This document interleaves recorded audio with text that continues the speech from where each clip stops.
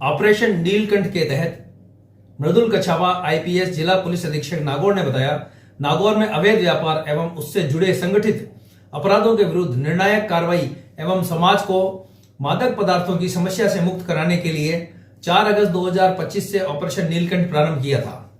आज तक की गई कार्रवाई के अनुसार अभियान के दौरान कुल 55 प्रकरण पंजीकृत हुए, जिसमेमें 81 अभियुक्तगण को गिरफ्तार किया और उनके कब्जे से 2792.863 किलोग्राम डोडा पोस्त, 9376 किलोग्राम अफीम, 378.2 ग्राम स्मैक एमडी एवं एमडीएमए, 209.9 ग्राम स्मैक एवं 59.085 किलोग्राम गांजा जब्त किया गया। जब्त शुदा मादक पदार्थ की कीमत लगभग 5,49,97,830 रुपए बताई जा रही है। पूर्व के एनडीपीएस एक्ट के प्रकरणों में वांछित 42 अभियुक्तगण को गिरफ्तार किया गया। पुलिस ने अपराधियों की कमर तोड़ने का कर लिया है फैसला। अपराध से कमाई गई संपत्ति पर चलेगा पुलिस का डंडा। होगी अपराध करने वालों अपराधियों की चल अचल संपत्ति सीज और फ्रीज। धारा 68F एनडीपीएस एक्ट के तहत जिला पुलिस प्रशासन करेगा अपराध में से कमाई गई संपत्तियां जब्त। नागौर जिला पुलिस अधीक्षक मृदुल कछावा ने प्रेस वार्ता करके दी जानकारी कि धारा 68F एनडीपीएस के तहत पहली कार्रवाई कहां की गई। आज की प्रेस वार्ता की शुरुआत जो है वर्ष 2025 के जो जिला पुलिस के कार्यप्रणाली के फलस्वरूप सकारात्मक आंकड़े जो रहे हैं उससे हम इसकी शुरुआत करेंगे। वर्ष 2025 में 2024 के मुकाबले अगर हम देखें तो कुल अपराधों में दर्ज अपराधों में 10% की कमी आई है। इसमें अगर हम मेजर हेड्स की बात करें, हत्या के मामलों में लगभग 40% की कमी, डकैती और लूट के प्रकरणों में क्रमशः 30 और 50% की कमी है, जो कि एक अच्छा संकेत है। बलात्कार के दर्ज प्रकरणों में लगभग 23% की कमी देखने को मिली है। और साथ ही साथ जो प्रॉपर्टी ऑफेंस यानी कि नकबजनी चोरी, जो कि आमजन को प्रभावित करने वाले अपराध हैं, इन दोनों हेड्स में भी 41% और 34% की कमी देखने को मिली है, जो कि एक सकारात्मक संकेत है। इनके अलावा कुल जो चालानी प्रतिशत प्रॉपर्टी ऑफेंसेस में है उसमें बढ़ोतरी हुई है। बरामदगी प्रतिशत में एक अच्छी बढ़ोतरी हुई है। साथ ही साथ जो कुल पेंडेंसी जिले की रही वो लगभग 12.5% के आसपास रही थी वर्ष 2025 के अंत में। ओवरऑल ये विस्तृत आंकड़े आप सभी के साथ हम साझा कर रहे हैं और इसी के साथ साथ मैं आप सभी के साथ में राजस्थान पुलिस की जो पुलिस मुख्यालय द्वारा तय की गई प्राथमिकताएं हैं वर्ष 2026 में, यानी कि जो हमारे फोकस एरियाज रहेंगे 2026 में पुलिसिंग के क्षेत्र में अपराध संबंधी प्राथमिकताएं, उसमें सर्वप्रथम संगठित अपराध पर प्रहार। संगठित अपराध में विभिन्न प्रकार की कैटेगरीज हैं, उन पर फोकस करके और बीएनएसएस की नवीनतम धाराओं में इन संगठित अपराध पर एक प्रहार किया जाएगा। साथ ही साथ महिलाओं, बच्चों और कमज़ोर वर्ग के प्रति अपराध की रोकथाम, ये भी एक प्राथमिकता रहेगी। बेहतर सड़क सुरक्षा एवं यातायात प्रबंधन और अंत में साइबर अपराध की रोकथाम एवं बेहतर अनुसंधान, ये अपराध संबंधी प्राथमिकताएं थी। इसके अलावा राजस्थान पुलिस की प्रशासनिक प्राथमिकताएं जो हैं वो हैं जन सहभागिता से पुलिस तंत्र को सशक्त करना, पुलिस के कार्य में तकनीकी दक्षता का अधिकतम प्रयोग, कार्मिक जो कि हमारी ओवरऑल पुलिस की रीढ़ की हड्डी हैं उनकी कार्यदशा एवं दक्षता में सुधार करना, पुलिस परिसरों में सामुदायिक सेवाओं का उन्नयन। ये ओवरऑल पुलिस की प्राथमिकताएं वर्ष 2026 की जो पुलिस मुख्यालय द्वारा तय की गई हैं वो रहेंगी। अब मुख्य जो आज की प्रेस वार्ता का बिंदु है ऑपरेशन नीलकंठ, जैसा कि आप सभी जानते हैं, जिला पुलिस द्वारा अवैध मादक पदार्थों के विरुद्ध ऑपरेशन नीलकंठ अगस्त माह से ही चलाया जा रहा है। अब तक का ब्यौरा आप सभी के समक्ष रखना चाहूँगा। ऑपरेशन नीलकंठ में अब तक 55 प्रकरण दर्ज किए जा चुके हैं। 80 से ज़्यादा अपराधियों को इसमें गिरफ्तार किया जा चुका है और ऑपरेशन नीलकंठ से पूर्व में जो एनडीपीएस के प्रकरण दर्ज हुए थे उनके लगभग 40 से ज़्यादा आरोपियों को गिरफ्तार किया गया है। कुल बरामदगी इसमें अगर पैसे में कन्वर्ट करें तो लगभग 5.5 करोड़ रुपए का मादक पदार्थ पुलिस द्वारा जब्त किया गया है, जिसमें 2800 किलोग्राम डोडा पोस्ट, लगभग 10 किलोग्राम अफीम, लगभग 400 ग्राम एमडीएमए, 200 ग्राम स्मैक और लगभग 60 किलो गांजा। ये ओवरऑल ऑपरेशन नीलकंठ का ब्यौरा है। इस वर्ष में आज 15 तारीख है और अब तक लगभग 12 कार्रवाइयाँ एनडीपीएस एक्ट के अंतर्गत जिला पुलिस द्वारा विभिन्न थानों द्वारा की जा चुकी है। एक महत्वपूर्ण कार्रवाई जिसको कल अंजाम दिया गया था, जो कि DST team, COCT Shri Jatin जी और थाना जायल, इनके द्वारा इस कार्रवाई को अंजाम दिया गया, इसमें कि 15,000 रुपये का इनामी गोपाल बिश्नोई और इसका एक साथी राकेश जानी, इन दोनों को रोटू से गिरफ्तार किया गया, जिनके पास लगभग 164 ग्राम अफीम और 30 ग्राम स्मैक जो है इनके कब्जे से बरामद की गई है। एक स्कॉर्पियो वाहन है जो भी इनके कब्जे से बरामद किया गया है।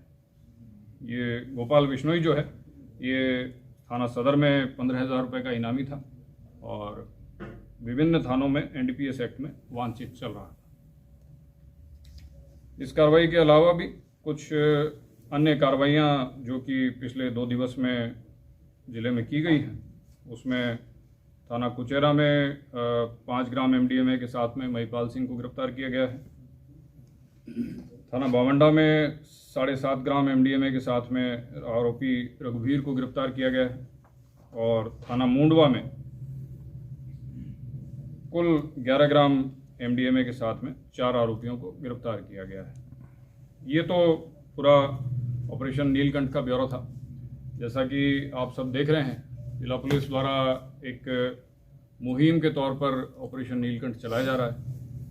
वृहद तरीके से तमाम प्रकार के प्रयास जिला पुलिस द्वारा किए जा रहे हैं, जिससे कि जिले भर में नशा तस्करी पर रोकथाम लगा पाएँ और हमारी जो युवा पीढ़ी है उसको हम नशे से दूर कर पाएँ।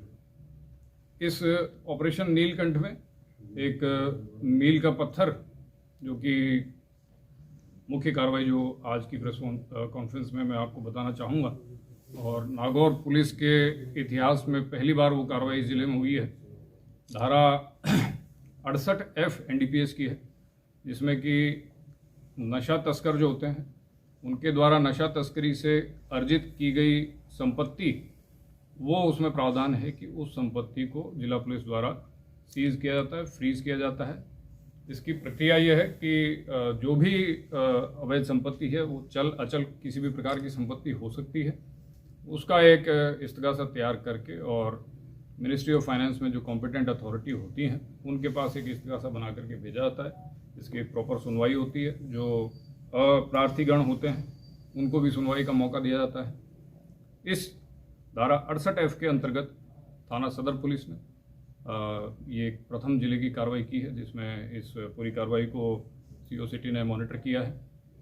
आरोपी गणेश राम, जो कि हाल ही में आपको मालूम होगा कि भारी अफीम के साथ में पकड़ा गया था, उसका एक आलीशान मकान जो बना हुआ था, जिसकी अंदाजन कीमत 25 लाख रुपए से ज़्यादा है, उसका इस्तगासा बना करके इस प्रॉपर्टी के संदर्भ में और कॉम्पिटेंट अथॉरिटी को भेजा गया था। कॉम्पिटेंट अथॉरिटी द्वारा इस प्रॉपर्टी को सीज और फ्रीज करने के आदेश पारित कर दिए गए हैं। जैसा कि आपको मालूम है, गणेश राम थाना सदर का हिस्ट्री शीटर भी है और लगभग 10 से ज़्यादा प्रकरण इसके खिलाफ दर्ज हैं। आगामी समय में धारा 68F का वृहद स्तर पर पूरे जिले भर में प्रयोग किया जाएगा। ऐसे नशा तस्कर जो कि लगातार पिछले कुछ वर्षों में, पिछले के दशक में नशा तस्करी करके और अच्छी खासी संपत्ति जिन्होंने अर्जित कर ली है, उनकी रीढ़ की हड्डी को तोड़ने का प्रयास ये जिला पुलिस का रहेगा कि 68F में उनकी संपत्तियां, चल और अचल संपत्ति जो भी है, उनको आने वाले समय में सीज और फ्रीज किया जाएगा। ऐसे कितने बदमाश है जिनको चिन्हित किया गया है? इस तरह से कितनों के खिलाफ केस हो चुके हैं सर? देखिए, ये जो प्रक्रिया है, अभी इस पे जिला पुलिस द्वारा पूरा होमवर्क किया जा रहा है और लगभग 60 से ज़्यादा लोगों को इसमें चिन्हित किया गया है प्रथम चरण में। आगामी चरणों में इससे ज़्यादा और भी लोगों को चयनित करके और उनकी प्रॉपर्टीज़ को सीज और फ्रीज करने की कार्रवाई जिला पुलिस द्वारा की जाएगी। सर 2-3 साल पहले थाने से हटकर है वो डोडा पोस्ट के बोरे गायब होते, उसके आज तक पता नहीं चला, उसके बारे में कोई जानकारी? आपने जो घटना का विवरण आप दे रहे हैं, थाना पांचोड़ी की वो घटना है, नागौर की, कोतवाली नागौर की, कोतवाली वाली पुरानी मेरे ध्यान में पांचोड़ी वाला है, कोतवाली वाला आप जो बता रहे तो उसको एक बार हम देख लें। सर इसमें क्या प्रावधान है जिनके खिलाफ इस तरह से पेश हो रहे हैं?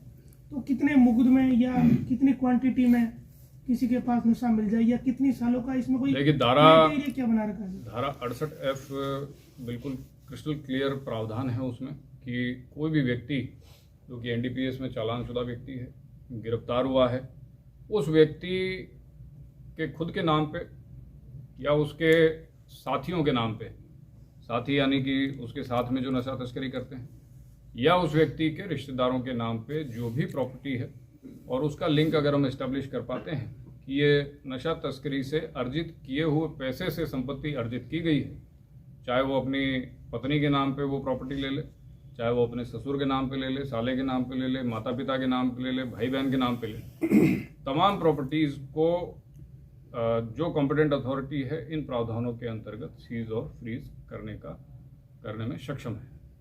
सर, एक जब आपने ये अभियान शुरू किया था कल, तो आपने इसके 2 चरण बताए। पहले में ये कार्रवाई है और दूसरे में उन लोगों को नशा छुड़वाना है या उस दिशा में आगे बढ़ना है, उसके तहत अभी तो कोई काम नहीं हुआ। देखिए, जब ऑपरेशन की शुरुआत हुई थी तो मैंने, आप सही कह रहे हैं, मैंने बताया था कि ऑपरेशन के 2 प्रमुख हिस्से हैं।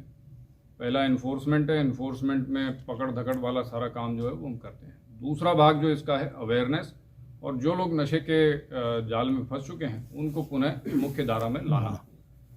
अवेयरनेस की जहाँ तक बात है, हमारे SHO, COs, तमाम अधिकारीगण विभिन्न संस्थानों में, स्कूल कॉलेजेस में अवेयरनेस के लिए जाते हैं। वहाँ पे एक संवाद हमारे युवाओं से स्थापित करते हैं, नशे के दुष्प्रभावों से उनको अवगत करवाते हैं, उन्हें तमाम जो लीगल प्रावधान है उनसे भी अवगत करवाते हैं। जहाँ तक बात है ऐसे लोगों की जो कि नशे के जाल में फंस चुके हैं, एडिक्ट हो चुके हैं, उनको मुख्य धारा में लाने के लिए नशा मुक्ति केंद्र एक प्रमुख कड़ी है, और जिसके संदर्भ में मैं मानता हूँ कि जिला कलेक्टर महोदय द्वारा एक कमेटी गठित करके और नशा मुक्ति केंद्र की स्थापना की कुछ प्रोसेस अभी फिलहाल चल रही है। एक सर, सिटी में अपने SP ऑफिस के बगल में ही एक इलाका है और पीछे यातायात पुलिस थाना और महिला थाना, बहुत सारी सूचनाएं वहाँ को लेकर आती है कि वहाँ इसमें के टोकन बिकते हैं और सप्लाई देने वाले लोग अलग है, बिक्री का स्थल ये है। तो सोशल मीडिया पे बहुत सारी सूचनाएं आती रहती है। पुलिस ने एक बड़ी कार्रवाई भी वहाँ करी थी, एक महिला को गिरफ्तार किया था, लेकिन वहाँ गतिविधियाँ वैसी की वैसी ऑपरेट हो रही है। देखिए, जो नशा तस्कर जो होते हैं वो कॉकरोच की तरह होते हैं। आप 2 को मारते हो, तीसरा नया वापस आ जाता है, लेकिन इसका अर्थ ये नहीं होता कि घर में कॉकरोच आ गया तो उसको भगाया नहीं जाए। लगातार हम प्रयास कर रहे हैं, और जैसा मैंने बताया 68F का प्रयोग अब जिले में शुरू हो गया है। 68F के प्रयोग से न केवल नशा तस्कर पूरे जिले भर के हतोत्साहित होंगे, बल्कि उनकी रीढ़ की हड्डी टूटेगी। उनके घर मकान जब सीज होना शुरू होंगे, जब उनकी जो अवैध आय से किसी ने ज़मीन ले ली, किसी ने प्लॉट ले लिया, किसी ने मकान बनाया है, किसी ने गाड़ियां खरीदी है, वो संपत्तियां जब फ्रीज और सीज होना शुरू होंगी तो मैं मानता हूं कि इस पर हम काफ़ी हद तक रोकथाम कर पाएंगे। ये बात कहने में मुझे बिल्कुल भी हर्ज नहीं है कि हम अभी तक लगभग 50% सफलता अर्जित किए हैं। अभी भी बहुत दूरी तय करनी बाकी है, और इसमें हमारी टीम पूरी ऊर्जा के साथ प्रयास कर रही है। आप सभी का और आमजन का सहयोग इसमें वांछित है, जिससे हम और बेहतर रिजल्ट इसमें। एक सवाल पहला प्रश्न, जो अपने म्यूल अकाउंट है या जो किराए पर खाता दे रहे हैं, तो खाता धारक तो जो खाता धारक तय दिनों में अपने खाते दिए हैं किराए पर, उनको तो पकड़ रही है पुलिस, लेकिन आगे की करेगी अभी तक कोई कार्रवाई सोच होना चाहिए इसमें। म्यूल अकाउंट्स के संदर्भ में जो म्यूल अकाउंट होल्डर्स हैं उनको भी गिरफ्तार किया गया है। फर्दर इन्वेस्टिगेशन करके ऐसे ग्रुप्स और गैंग्स भी आइडेंटिफाई किए गए हैं जिसमें कि एक पर्टिकुलर गैंग है जो कि म्यूल अकाउंट्स को किराए पर लेता है, एक पर्टिकुलर गैंग है जो कि एटीएम से पैसा विड्रॉल करता है उन म्यूल अकाउंट से और आगे फिर सप्लाई करता है। हाल ही में मेड़ता में एक कार्रवाई हुई थी जिसमें कि एटीएम विड्रॉल गैंग को पकड़ा गया था और थाना सदर में ही एक कार्रवाई हुई थी जिसमें कि म्यूल अकाउंट वाली गैंग को भी पकड़ा गया था। तो विभिन्न केसेस हैं, लगातार हम उसका पीछा कर रहे हैं। किसी एक केस में गति धीमी होने का अर्थ ये नहीं है कि किसी भी अभियान को ढीला छोड़ दिया गया है। ऑपरेशन नीलकंठ, साइबर शील्ड लगातार पुरजोर तरीके से पूरी ऊर्जा के साथ जारी रहेगा। सर ये जो 68 जो बताया जिसमें संपत्ति फ्रीज और फ्रीज हो रही है, उसके लिए भी कोई ऑप्शन है क्या? वो आगे जा सकता है क्या? वो परमानेंट होगी? देखिए, कोई भी लीगल कार्रवाई जो भी होती है तो उसमें ऑप्शन हमेशा होता है। वो लीगल ऑप्शन जो नशा तस्कर है वो एक्सप्लोर करे कि उसमें क्या प्रावधान है। ये पिट एनडीपीएस वाला ही है शायद सर, है ना? ये अलग नहीं, पिट अलग है, पिट अलग है। सर, अभी जो आपने कार्रवाई की है, इस कार्रवाई के अंदर उसका जो मकान सीज किया उसके अंदर कौन कौन सी मकान के अलावा क्या प्रॉपर्टी है या कुछ करेंसी मिली है या कोई अवैध हथियार भी मिले हैं, उनकी क्या जानकारी है? नहीं, मकान का अर्थ इसमें ये हुआ कि उस भूमि पर बनी हुई बिल्डिंग, जो मकान उसने बनाया है, जिसका वैल्यूएशन जो हमने वैल्यूएशन करवाया था लगभग 25,30,000 रुपये उसका वैल्यूएशन आया था। उस मकान को यानी उस बिल्डिंग को उस कॉम्पिटेंट अथॉरिटी द्वारा फ्रीज और सीज कर दिया गया। जैसा भी आपने बताया था कि भी उनका जो अवैध पैसा कमाया हुआ अवैध कमाई है उसको आप लोग कैसे लोगे कानूनी तौर पर?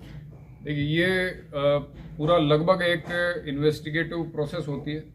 फॉर एग्जांपल, मेरी इनकम टैक्स रिटर्न में कोई आय नहीं है, ठीक है, मेरा और कोई व्यापार नहीं है कि जिससे मैं कोई पैसा अर्जित कर सकूं, मेरी कोई रेगुलर इनकम हो, और ऐसे में लगातार कोई व्यक्ति प्रॉपर्टी खरीद रहा है, कोई गाड़ी खरीद रहा है, एक ऐशो आराम का जीवन व्यतीत कर रहा है और उसके पास जस्टिफाइड रीज़न नहीं है कि उसने ये प्रॉपर्टी कहाँ से अर्जित की है। ये क्वासी जुडिशियल प्रोसेस है।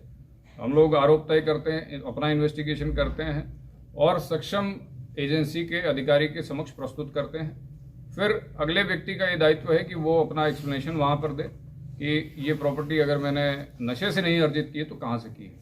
अगर वो उसमें असफल होता है तो सक्षम अथॉरिटी जो है वो उसको अटैच कर देती है। तो कुल मिलाकर अभी तक तो यही सामने आया कि उसका जो मकान है वो अवैध रूप से बना हुआ था और अवैध कमाई से बना हुआ था। बिल्कुल। इसके अलावा उसके जो पास गाड़ी है, घोड़े हैं, पैसे हैं, या मान लो जिसने शायद गणेश राम भैया जिसने एक बार पुलिस पे हथियार से हमला भी किया था।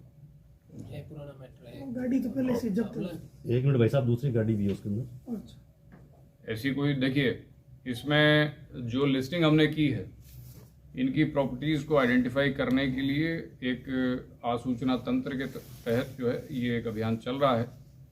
XYZ जो भी व्यक्ति की लिस्टिंग की जा रही है उनकी प्रॉपर्टीज़ की लिस्टिंग, उनकी चल अचल संपत्ति जो भी है उसकी लिस्टिंग हम कर रहे हैं। प्रॉपर उसका पूरा इन्वेस्टिगेशन होता है, इस्तिगासा तैयार होता है, फिर आगे प्रस्तुत होता है और क्वासी जुडिशियल प्रोसीडिंग्स में उसके पास पूरा मौका होता है कि वो सक्षम अधिकारी के समक्ष अपनी बात को कहे और चाहे तो वो, चाहे उसका वकील वहां पर जाकर के उसमें जिरह कर सकते हैं। ठीक है सर, आजकल बाइनेंस जैसी ऐप और एक USDT का जो चल रहा है उसको लेकर सर क्या अवेयरनेस है और पुलिस उसको लेकर क्या कार्रवाई करेगी सर?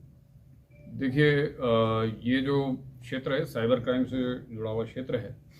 विभिन्न प्रकार की स्टॉक मार्केट से जुड़ी हुई एप्लीकेशंस हैं जो कि पूर्व में आप लोगों ने भी देखा है कि एक बहुत बड़ा फ्रॉड का एरिया बन जाता है।